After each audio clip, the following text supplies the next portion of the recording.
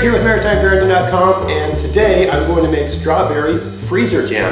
If you've never had strawberry freezer jam before, it's, in my opinion, infinitely better than cooked jam. Why? Because it tastes fresh. Cooked jam, you take the strawberries, you put some sugar in, you put it on the stove, you boil it for X amount of time and a number of steps, and then you put it in a jar and you seal it and can it. And I mean, the great thing about the cooked jam is that you put it in the cupboard and leave it there for 10 years and it's still good. Strawberry freezer jam is a different technique, and you have to keep it in your freezer, and then when you're ready to eat it, you put it in your fridge and you have it. But the difference is that with the freezer jam, it really tastes like fresh strawberries. So the cooked jam, if you ever go to a restaurant and you get some toast with your bait, you go to a restaurant for breakfast and you get some toast and they bring some jam to the table, and it's these little things in packets. That's what cooked strawberry jam tastes like. And I know there's going to be people who say, I've been eating that for years. Great, enjoy, whatever. But maybe you want to try freezer jam because it actually tastes like fresh strawberries. It uses the same amount of sugar. The difference is that you're adding pectin to the equation. When you cook jam, strawberries naturally have pectin in them. When you cook a jam, you're adding sugar to that equation, and bring it to a certain temperature, and there's a process there that causes the liquid to become like a gel, using the natural pectin that's in the strawberry. But in the process, you destabilize the vitamin C, you change the flavor of the strawberries, you're just not getting that wonderful fresh taste. With the freezer jam, I mean, you literally just put them in a bowl, mash them up, add some sugar, add the pectin, and stick them in jars and leave them on the counter overnight, and ta-da, jam, right? So I'm going to show you how to make it today. I've run out. We normally have enough to last us all year, but this year we've eaten it all. I made a lot. I make it in big jars. Now, this is a standard mason jar that most people put their jam in. If you go to a craft sale or some sort of thing like that, they normally have these little jars which hold about 1 cup, 250 milliliters. Most people probably put strawberry jam in these 500 milliliter jars. I usually put it in these quart jars, right? They're almost a liter, 750 mil, I think. I don't mess around. We make a lot of jam during the season when the strawberries are on, but we ate it all already. Christmas, we just went through it like nothing, nobody's business. So, and not all jams, I mean, it depends on your individual taste and so on. Not all jams are ideal for freezer jam. I actually prefer cooked raspberry jam to raspberry freezer jam, but that's just all a matter of taste. And I guess the same can be said for strawberries, but I mean, the thing about strawberries is they taste good when they're fresh. And the best way to get that fresh taste in the winter is to make strawberry freezer jam. So I'm going to show you how to do that today. I'm going to walk you through the whole thing. The first step is to take your strawberries and cut the ends off and put them in so this has been sitting in soak in a bowl of water for about an hour or so. The benefit of that is that any foreign matter that's on the strawberry, a piece of a leaf, a piece of a stem, a bug or whatever, it floats to the surface, and you rinse it off in the sink a couple times, and that way you've just got strawberries. Another thing you do while you're doing that, for those that don't know, is you just you examine the strawberry, and any sort of bad spots you pick those off. The big difference between this kind of jam and cooked jam is that you're not preserving it in a vacuum sealed environment, right? When you do a cooked jam, what you're doing is killing all the living things in the strawberry, everything, right? All the good stuff and all the bad stuff. You're putting it in a jar, you put it in a boiler, and you pressurize it, and put it into a negative, what would you call it, a vacuum sealed, zero oxygen environment, an environment that things just can't live in. With freezer jam, it's a different process. You're just freezing it. You're putting it in an environment, a frozen environment, where things just can't seem to proliferate. Now, I grew up on this kind of jam. That's why I like it so much.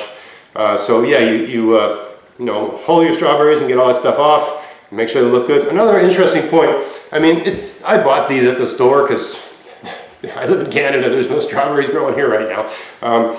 But when you're picking your strawberries in the summer or in the late spring, around here, strawberries tend to come on late June, early July, and if you have day-neutral strawberries like I do, they also give you strawberries intermittently all summer long, but not too many, just like enough to throw in a salad every once in a while. But then they give you another good crop, sometimes the bigger crop in October, so it's a great thing to plant. It's a perennial. They come back every year. You can propagate new strawberries from the ones you had, so you really only have to buy it once. If you want to buy strawberries, you can buy them in a garden center just about anywhere. You can buy them. I'm a sponsor of SC Seeds. So I've done that. I've hauled these. They've been in soak. So now I'm just going to go and get rid of the water. One other thing about strawberries, when you're picking them in the spring, is let's may have a contrast here. This isn't a good example. Here's a kind of an example. Strawberries, if you're picking them, strawberries that look like this would have some of this white. Oh, there's a bad spot, I gotta remove that. But they have this whiter color, right? Strawberries like that are actually higher in pectin. So these are good ones to use for jam. You wouldn't want them all to be like that because you're gonna, you sacrifice sweetness. But having this white stuff, from everything I've read, and it's like my mom used to tell me, these ones have more pectin in them just at that stage of their development. So they're good for making sure your jam thicken. Ones like this that are all red, and I'm just saying this for during the season when you're picking them.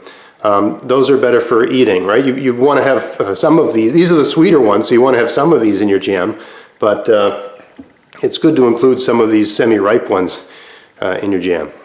All right, so I'll just get rid of that bad spot there. I was pretty meticulous here, so I think I got everything. All right, so you got your strawberries. You got your pectin. Now, I'm going to mention the brand name of this pectin, but it's only because every one is different and you have to follow the instructions precisely. I used to always have batches not work, and I'd call my mom and I'd say, oh, I made jam, it didn't work. What went wrong? And she'd just say, oh, did you follow the instructions? I'm like, yeah, I followed the instructions, whatever. No, you have to kind of be like a scientist and actually follow the instructions and be precise here. Because you're adding an element to this that's going to thicken it, and there's only so much liquid it can thicken. Also, depending on the strawberries you're using, some of them have a higher water content than others. So, I mean, the reason they have those instructions is because it hits the average. Sure, some strawberries, you can get away with putting more strawberries than the recipe calls for, but then you run the risk of having a jam that doesn't set.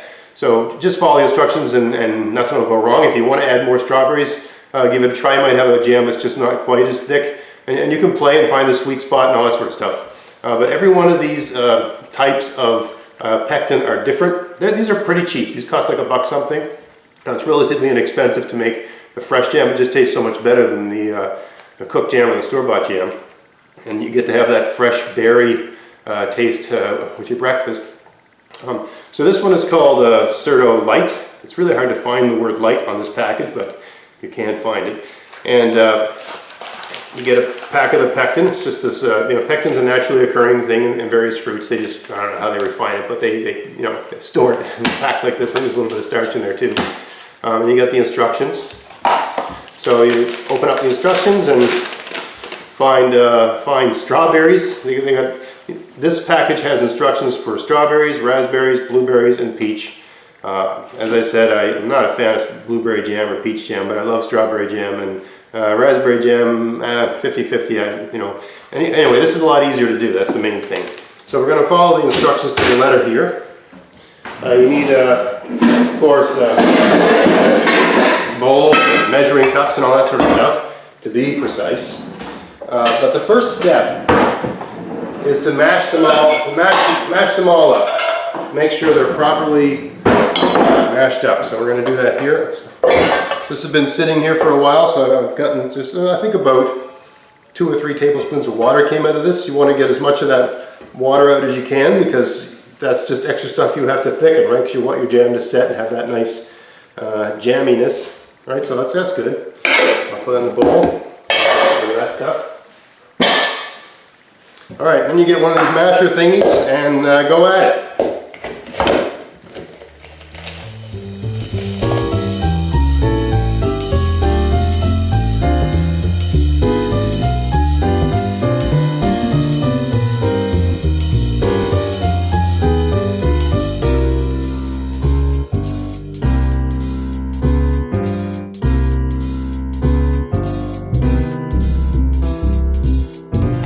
Alright, so I'm getting there. That probably took, I don't know, 2 minutes, right? It takes a bit of elbow grease.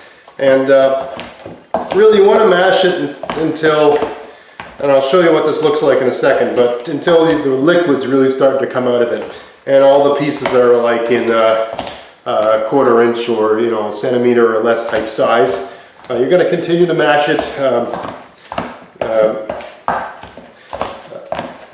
as the pectin gets added. There's a bit of a process here, but it's really not that complicated. You can put it through a food processor, but it changes the texture. I've done it before and it works. I mean, sometimes late in the season when I'm just, I need to get stuff done really fast. And if I've got a food processor going anyway, I'll throw it in the food processor, but it doesn't have that, well, you don't have pieces of strawberry in there. So it just has a different texture and it doesn't taste quite as, well, you don't have the sensation of biting into a strawberry, right? If you've got little bits and pieces and they're all different sizes, it feels like you're eating fresh strawberries with sugar added, but it's got more of a fresh strawberry feel when you mash it by hand. Another reason is I get really irate when I watch a lot of YouTube channels and someone's going to show you how to do something and then they pull out a $300 piece of equipment to do that thing. Not everyone has gear like that, so why show people how to do it that way? So I'm just using like a, one of these, I don't know, I bought this maybe 15 years ago. It's just a masher. It's, I think actually one of the pieces, they used to have a tine here that fell off. But I mean, you buy one of these for 10 bucks and it might last you a lifetime if it's well designed, right? And you get your exercise. I'm actually getting kind of warm here. So, there's something to be said for doing it the old-fashioned way. If you've got kids, you could just enlist them in that. They'll do anything to get the jam, so you can just sort of hold the jam hostage and insist they do the mashing. Now let me show you what this looks like here. Yeah, so this is what it looks like. You can see, if I use this knife, that there's liquid forming, right? It's got a kind of a liquidy look to it. Bubbles and stuff like that. Well, it took about 2 minutes. Takes a bit of elbow grease, but it's worth it, right? So that's ready for the next step, okay? So let me walk you through that. Okay, so I got it all mashed up, and now I'm gonna check the instructions, make sure I'm doing everything properly, because you got to follow the instructions. It says mix prepared fruit and lemon juice if listed. There's no lemon juice required for the strawberry jam. It's acidic enough. Some things just need a little bit more acid. In a large bowl, combine pseudo-light pectin and 1/4 cup sugar. Stir into prepared food. Okay, so I'm going to take, don't combine them in the bowl, right? Combine them before you put them in the bowl. This is a combination of, if you look at the ingredients, pectin and starch as far as I can tell. I don't get any money from Certo. It's just, like to, but I haven't called them. Okay, so there's that. It says add a quarter cup of sugar.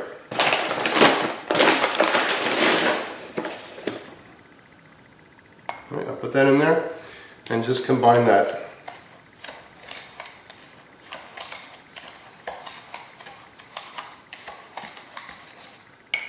Okay, so I just stir that in, kind of distribute it, broadcast it over the strawberries. I like to use these spatula spoon type things. They're really good for this because they'll hug the bowl, but use whatever you got.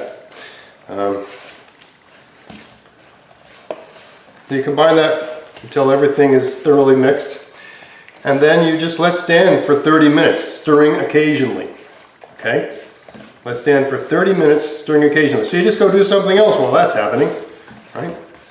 Whatever you need to do. It's a rainy day outside. I'm sort of stuck in the house. There's not a lot I can do out there, so I thought I'd do this.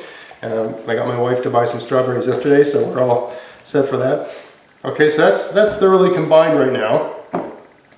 So now all I do is I put the masher back in here, and I set the timer on I have two, you don't have to be this precise about it, but I have 2 timers. I set one for 5 minutes and one for 30 minutes, right? And I just keep resetting the 5 one until the 30 minutes goes off. Every 5 minutes I just come and, sort of work around it with the masher, right? That's all I do. So that is stirring occasionally. I'm just, mashing it a little bit more. That way, I don't have to spend as much time mashing it. And that's all I do. Every 5 minutes I just go,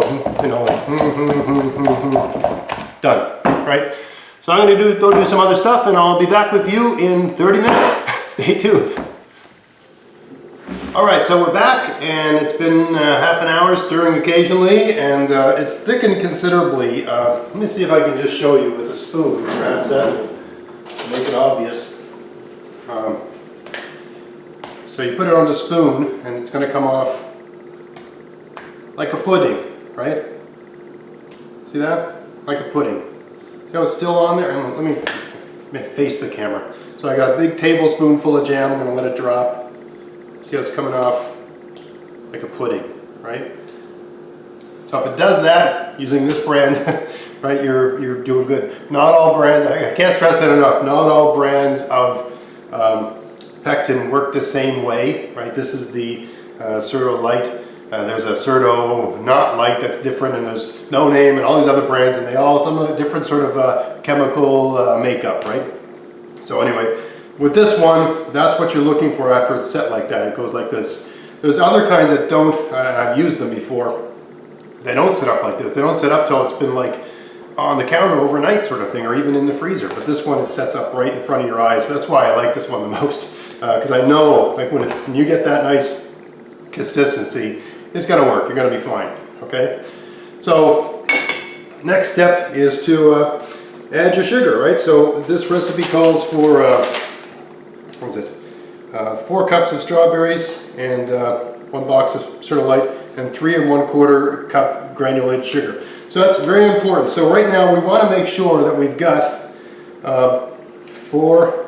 Oh, I made a mistake. I think this is about right. We'll see. But darn it, I added the pectin before making sure I had 4 cups of crushed and whole strawberries. So I already broke the rules. I'm notoriously bad with this. But that's fine, that happens, right? Well, it's still thickened up a bit, so I think it's still going to work out. It looks pretty close. I eyeballed it, you know, I kind of have a sense of these things. Let's just see if we've got 4 cups of crushed and whole strawberries. This is a 4-cup measure, right? For those in, you know, that use metric, it's, you know, just shy of a liter, whatever 4 cups is. It's just close to a liter. It's not exactly the same, but anyway, this says 4 cups. So let's throw that in here and see how close we got. Kind of awkward to do with the camera angle, but see where we are with that. That's all. This is all the strawberries I had, so you know, if it's a bit short, it'll be fine. And you could throw something else in there if you wanted, an orange or a lemon if you wanted to change. You can add other things to it if you want to bring it up, right? Because I don't think. Let's see how close we are here. We're just shy of 4 cups. We're like 3 2/3 cup. So if I really wanted to, I could cut up an orange and add that to it. Or if I wanted to be a bit more tart, I could cut this up really fine, add a lemon to it. Or just use it like this and just have it be a little thicker than normal, which is what I'm going to do because I've got kids and you know everything has to be exactly the way they want it to be. So I'm going to put this back in here. So again, I should have done this step before I add the pectin, because you know it's okay if you've got not quite enough strawberries, you just have a thicker, denser jam. But if you have too many strawberries added to your pectin, if the jam won't set, it'll be a bit runny. But even that's not the end of the world if it's close. All right, so now all we got to do is add our sugar. I already put it. It calls for 3 1/4 cups. I've already added a 1/4 cup, so I just need to add 3 cups of sugar. These light jams are great like that because they don't require as much. If you were making another kind of jam, it might have, you know, I've seen freezer jam recipes that have up to almost like a 2-to-1 ratio of sugar to jam, whereas this one it's slightly less than 1-to-1. There's 4 cups of strawberries and about 3 cups of sugar. That's 3 right there. Yeah, that's a lot of sugar, but I mean, it's not like you're going to be eating bowls and bowls of this, right? This is just something you put on your toast to brighten your day. I'm always amazed. I mean, I grew up with jam. In my family, we had like a little thing that would go on the table that had like 3 different kinds of jams. I guess that's kind of a British thing, I suppose. And not that we were particularly British in any particular way, but to me, if you have toast with breakfast, it's really not breakfast unless you have at least 2 different kinds of jam on each. You know, one kind of, you know, at least you got to have that variety, or I'm just not happy, right? So we usually have a jam, a marmalade, maybe some other kind of jam. All right, so you mix that all up. It's it's quite thick as it is, but it's very light in color right now. It'll change in color as it sets. So add remaining sugar. There we go. And then it says stir for 3 minutes. Okay, so I got a television over there. So I'm just going to sit down and watch YouTube for 3 minutes and just, you know, just move that around a bit for 3 minutes. That's all you got to do. If you got a kid, get your kid to do it. And tell them they get to lick the spoon when they're done. No problem. So, I'll see you in 3 minutes. All right, we're back. It's been 3 minutes, and now it's time to put this in the jar. So I'm going to start with the big one. And what we got here? It's good to have one of these funnel things. Everything here has been washed and everything's clean, of course. So now we just put that in. It's the best way to do this now. We're using a cup measure. At least when it's full like this.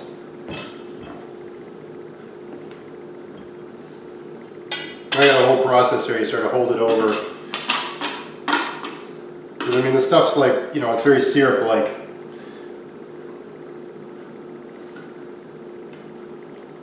I've been dipping my finger in this and it tastes like sugar and strawberries. That's very good.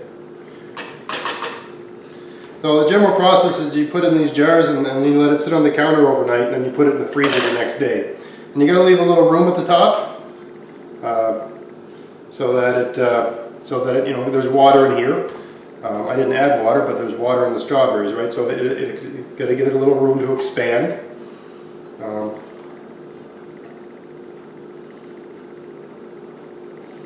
There we go. I think that's probably good. Just in the jar ready to go. That's nice.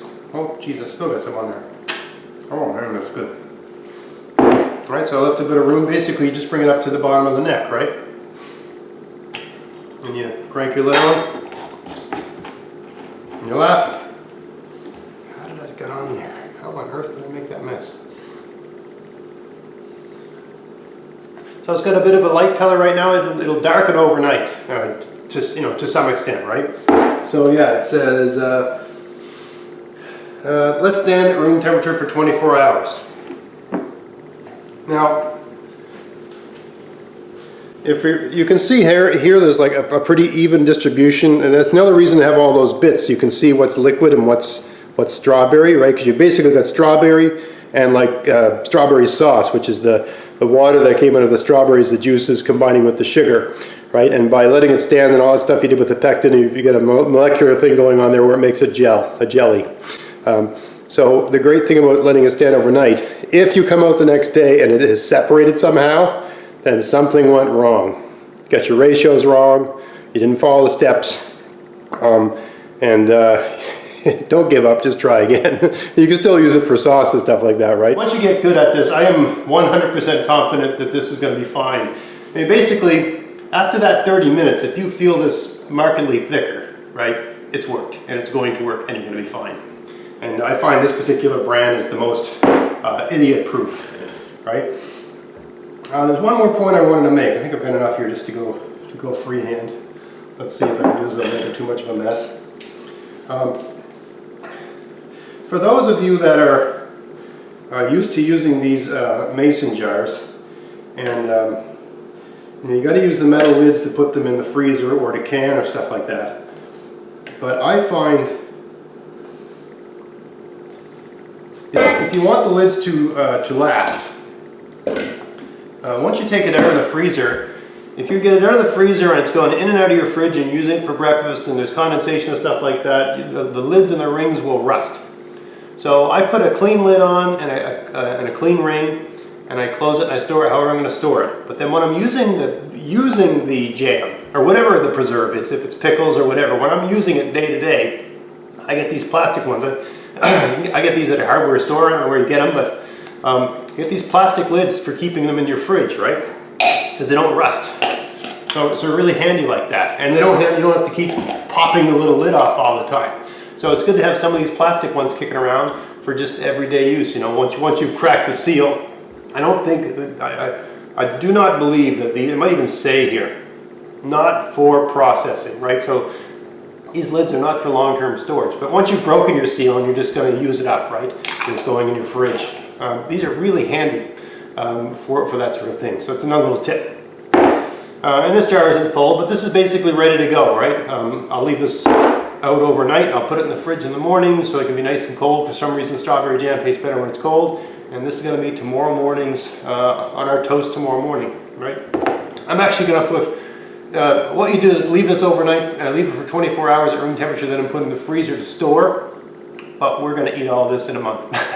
I'm going to just stick this all in the fridge. You don't have to put it in the freezer, depending on the brand, right? This particular brand, it doesn't have to be frozen to set, right? Tomorrow morning, this is practically jam now, but by tomorrow morning, this will be even thicker.